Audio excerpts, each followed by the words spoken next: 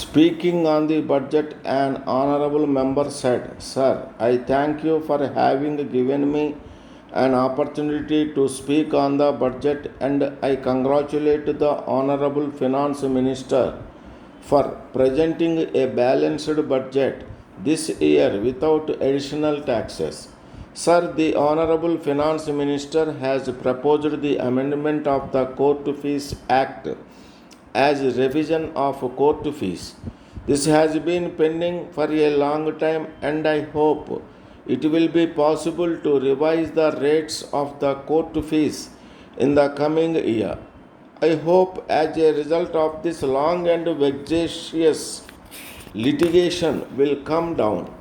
As regards retrenchment, I find a cut has been made in the allotment for contingent expenditure of all departments. Though the general instructions will be issued by the government for greater economies in all public offices when the revised budget is to be submitted, the heads of departments will come up for sanction of full amounts under the head latter with some explanation for excess expenditure over original budget allotment. With regard to the question of retrenchment of staff only in the civil supplies department, the staff has been reduced by about one half of what it was a year ago.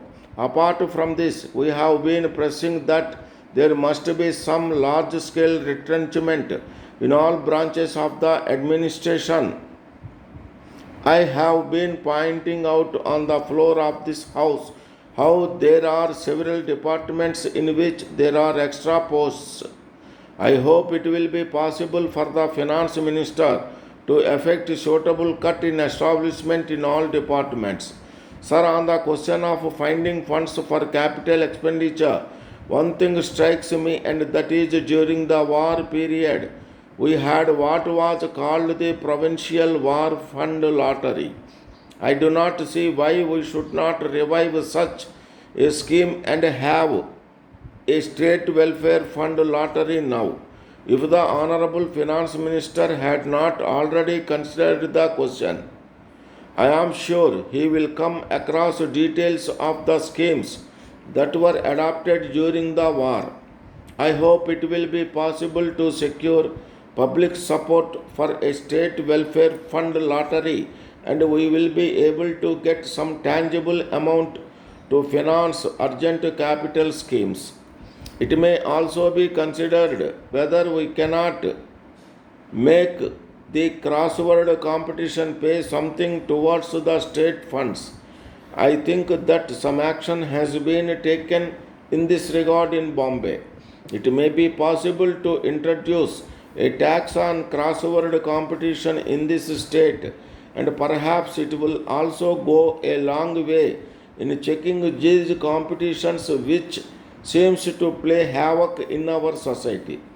Another matter to which I want to refer is that it would be very desirable if standing advisory committees are appointed to advise the ministers in the general administration of the different state departments. These committees would serve as a sort of liaison between the ministers on the one hand and the legislators and the public on the other. The standing advisory committees would be able to discuss several important questions concerning the policies and programs by government in the several departments. I would urge this matter also should engage the attention of the government. Then there is the Bharat Sevak Samaj, recently inaugurated by the Prime Minister of India. I wish this organization is taken full advantage of, and quasi-government activities like Compost Week, Adult Education Week, etc. may be left to this body to organize and conduct successfully.